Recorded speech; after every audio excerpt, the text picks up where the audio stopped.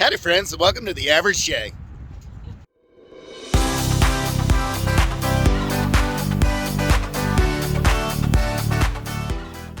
Come on over here. I know, I haven't done my little sneak up on yet. We are at the Amish Market. Michelle always does her pointing. We are having guests for dinner tonight, which is unusual in the whole age of COVID. We don't usually get a chance to host people for an event. We've had people stop by for like a quick visit, but not like a nice hosting a dinner. So we are going to make a nice dinner, and the intention today is to make everything from scratch. So we are at the Amish Market because I want to pick up a few veggies and the meats. We're going to have some ribeye steak tonight, which is always a popular favorite. We're going to have, everything's going to be homemade. Homemade mac and cheese, homemade mashed potatoes, asparagus, mushrooms, homemade buttermilk biscuits. I even made the butter, but I made that ahead of time. So, but I'll show you the mess that I made. I'll put a picture in there when the time is appropriate. But come on in, we'll show you the Amish Market. Michelle's gonna go get the little red cart. One of the things I love about the Amish Market are these little carts instead of this big one that you have to push around. It's almost like something you'd find in a Fisher-Price, like a children's thing. Another thing is, back when we were in the peak of COVID, I'm standing at the door. You can see here's the door right here. The line, because they had limited capacity, would go down and around and around and around to back about where I'm pointing right there. You know, with like 75 people lined up because they would only allow so many in. So, Michelle had to get a big cart. What happened to the little carts? The little carts, the front wheels won't turn. They're probably frozen because it's cold. It's like, what, like 20 degrees right now? Right. So, my chicken coop door was frozen this morning. Oh, let me tell you that story real quick. So, this morning I go to let the chickens out, and the gate was frozen, and their sliding door that slides up, that was also frozen. I had to kind of give it a kick. So we do have some ice today, and apparently the front wheels of the carts are frozen. Okay, I'm going to walk through, and this is the bakery. You can see the bakery. It's really nice. Oh, and as you walk in, there's donuts. They're always pretty popular. We're going to pick a dessert out of here for dinner. This is the produce section. I'm a little close, sorry about that. And Michelle is picking all of her produce. I think she's getting a watermelon today. So, I'm gonna take a swing around while she's getting her produce, and I'll show you the whole place. So, this is the meat counter. And this is where there's the ribeyes that we're gonna get. Where are they? Oh, no, right there. They got some nice stuff. And we have all of our dairy over here. This is still the meat counter.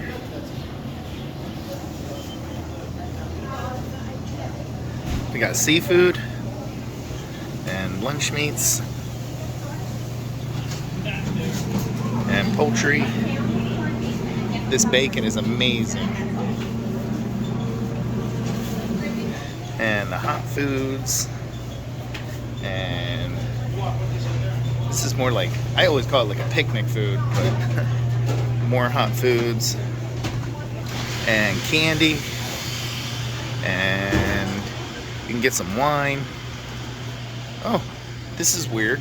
Okay, so this right here, up until last time I was in here, was like gifts. Now it looks like an eating area. I guess they got rid of the gifts. Then we have the restaurant. Michelle and I are going to eat breakfast there later. And the pretzels.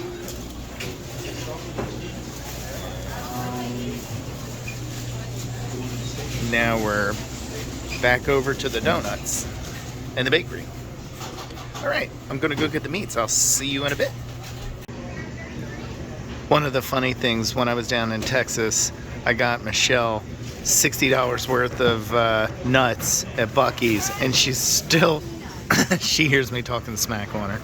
But I got her $60 worth of nuts at Buc-ee's, and she still feels compelled to get more up here. One of the things we always like to do is go to breakfast when we come to the Amish Market. So we're at the restaurant, and you can see they have a breakfast buffet. It's snowing. Oh, it is snowing. Yeah, I'm not going to show that, but it is snowing outside. And when the food gets here, I'll show you what Michelle and I 90% of the time get. Yeah, 90% of the time we get the same thing at the Amish Market, but I'll show you what it is. Michelle has her. Explain what it is. My big breakfast. Well, what is it? Spinach and cheese omelet, wheat toast, and potatoes. All right. And I, by comparison, got a side of scrapple. But the reason I only get the side of scrapple is because I'm going to take some of that omelet and a few of those potatoes. Yeah. Yum. No, it's all mine. Thank you. See, now we're all split accordingly. Finished at the Amish Market. You always hide behind me. Finished at the Amish Market. Now it's time to get the remaining stuff at ShopRite.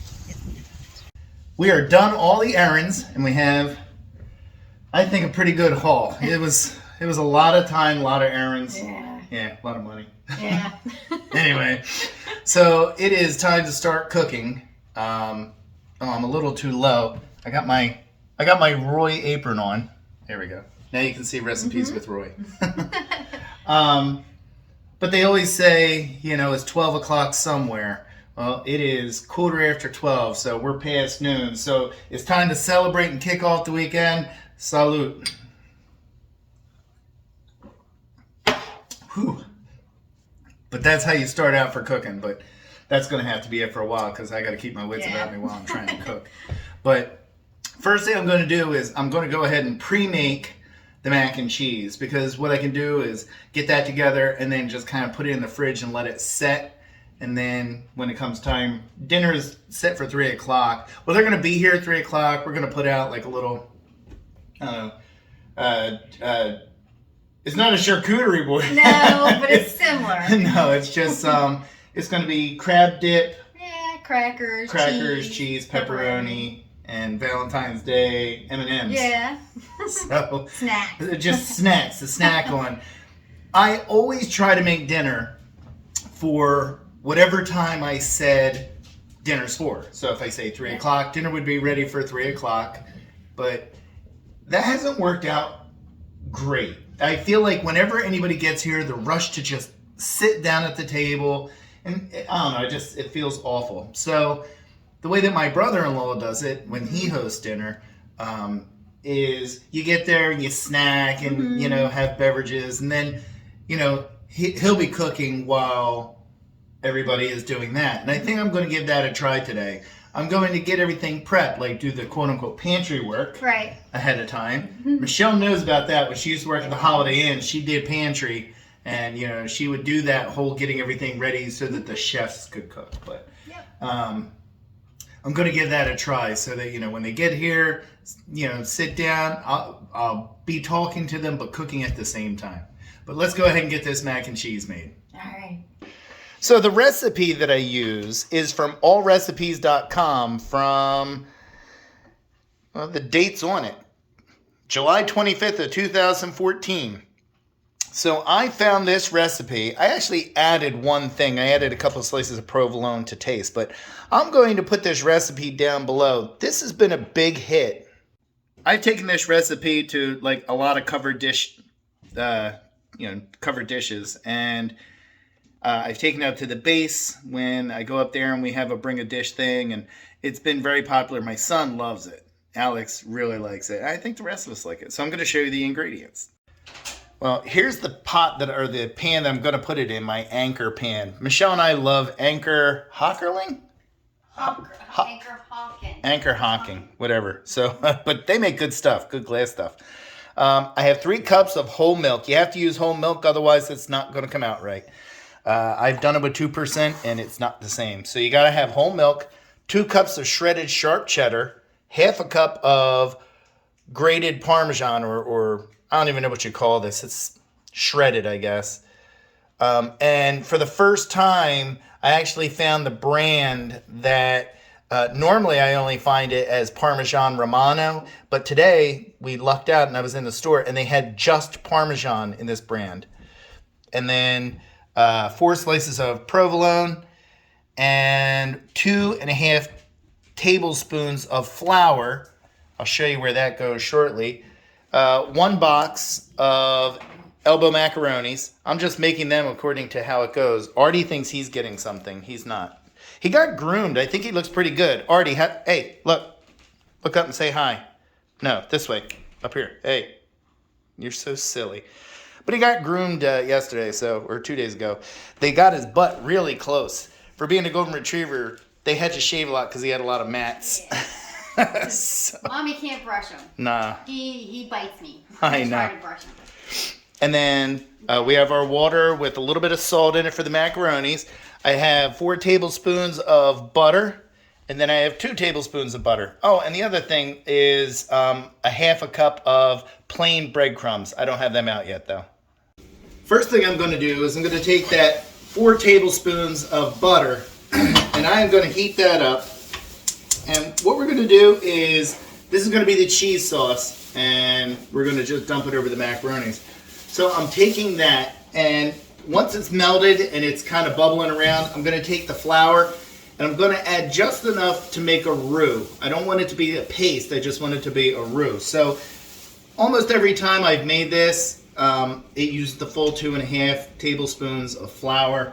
I think I've had like twice where I almost used the entire thing, but if I would have added the last little bit, it would have been a paste. I don't want a paste. So let me melt this up, and then I'm going to add it in.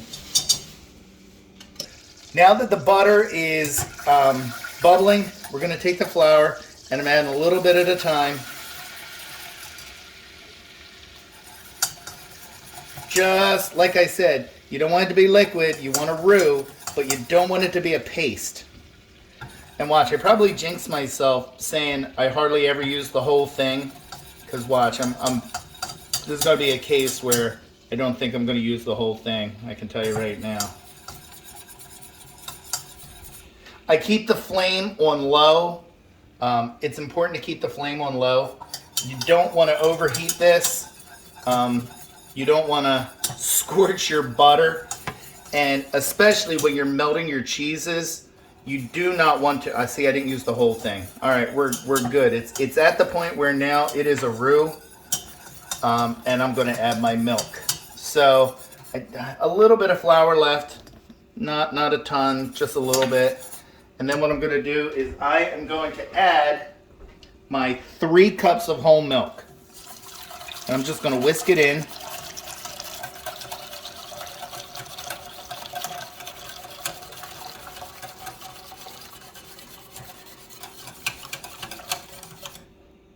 And we're going to let that get warm for a second. Now, as that gets to a point where it's almost boiling, I'm going to add all 3 of my cheeses, the Parmesan, the sharp cheddar, and the provolone. And we're going to just keep it on a low heat until it gets liquidy. We don't want it stringy, we want it liquidy, so that when we pour it into the macaronis, we can just stir that stuff around. Okay, the water started boiling and we put our macaronis in. They are going to cook 8 minutes. I'm not really a undercooked pasta guy, and it is box pasta because I can't make pasta. Like my neighbor, see, she's full-blood Italian, and God bless Nancy, she gave us fettuccine at Christmas time, and it was so good. I mean, it was just amazing. So, but it was good. So I'm just using box pasta. My milk, combined with my roux, is hot enough now. There's some bubbles. So I am going to just go ahead and grab some of my cheeses. I'm going to grab my Parmesan. I am going to grab my sharp cheddar. And I broke the provolone up into some chunks instead of just putting all the slices in. And I'm going to put that in there, and we're just going to let that go. Once again, that heat is nice and low on there, okay? You do not want to overheat your cheese and melt it fast. It will affect the taste. I've done it before. Trust me. I've tried to rush and cut corners, and it does not taste the same. I don't want to say it was burnt. It was not burnt, but I don't think it was the way it was supposed to be. I don't know the chemistry of food. All right. Look at that. Woohoo! It's starting to melt already. All right, the macaronis are done. We're going to take them things off, and we're just going to pour them into the colander. Woohoo! That's a lot of steam. And then I'm going to grab them and shake that excess water out. Now, I have, again, on the time that I tried making them a little too quick, I've done it where I didn't drain all the water out, and what we have is you get kind of runny mac and cheese. Hold on for a second. My cat. Show what the cat's doing. That's the cat that we just had surgery on for eating everything he shouldn't. That's what happens. That is why that cat cost me a fortune in surgery, is because he's trying to eat the wrapper off a pack of Girl Scout cookies. Right? Oh, he's so dumb. So anyway, by getting all the water out, it will not be as runny. So, and I have to say, I do not have Papon fingers. I can't touch hot stuff the way that French chef Papon I do. Michelle does. I gotta get this away from me. Get off. All right. Yeah, Girl Scout cookies, because it's that time of year where the Girl Scouts are out, and you can't avoid them at any store. So every store we were in today, they were outside. They were. Every store we were in. So over here we have our cheese sauce, and we're gonna, Michelle, you can get closer in on this. No. We're gonna pour that cheese sauce in there, and we're gonna stir it around and get it nice. I mean, you saw how nice that poured out of there. It was nice and runny. It wasn't stringy. Yeah, this worked out really well. Now, there are times when I will put bacon in this. Alex really likes it when we put the bacon. But for tonight, we're not actually doing the bacon. We're just doing the regular plain mac and cheese, only because I don't know how the bacon would go with some of the other things that we're eating for dinner. So I want to keep it, I hate to use the word plain. It's not plain. Simple. Simple. I just want to keep it simple. And what's funny is, as runny and cheesy as it looks right now, once you bake it, it comes out a little different. So what I'm going to do is just mix this together, and then I'm going to go ahead and the other 2 tablespoons of butter, I'm going to melt that down, put the breadcrumbs in, brown the breadcrumbs, and sprinkle them on here. Then I'm going to put it in the fridge. Once I'm ready to cook it, I will set the oven for 350 degrees, and I will bake it for about 40 minutes. The recipe actually says 30. You can get away with 30, but we kind of like it at 40 because it makes those breadcrumbs get really nice and crisp.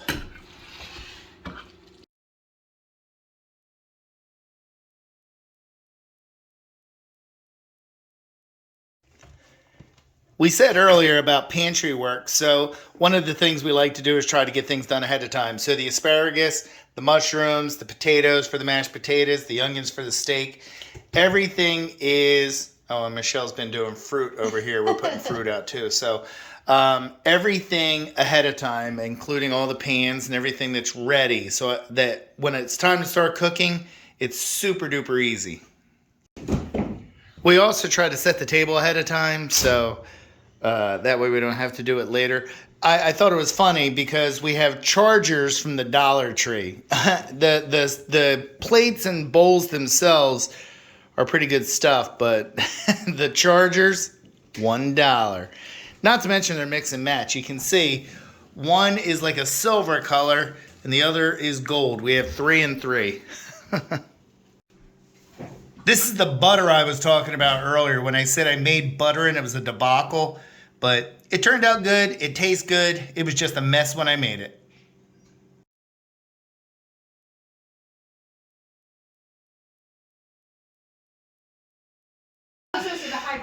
So we have started to cook. Our guests have gotten here, and so we have everything prepped already. So for the mushrooms, we have 1 tablespoon of butter and 1 tablespoon of olive oil. And for the asparagus, we have just 1 tablespoon of olive oil to start. So far, so good. We have the appetizers going, and they just took a break to go outside. They want to go see the chickens.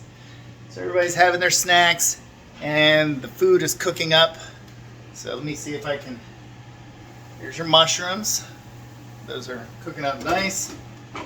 There is our asparagus. That's cooking up nice.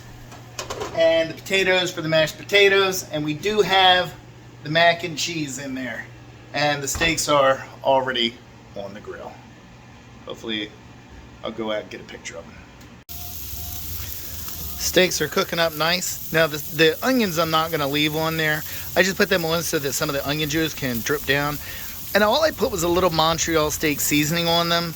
I made sure the steaks were at room temperature and just a little seasoning. These are good steaks. I am not taking a chance on over flavoring them, or, like, heaven forbid, a marinade would not work for these.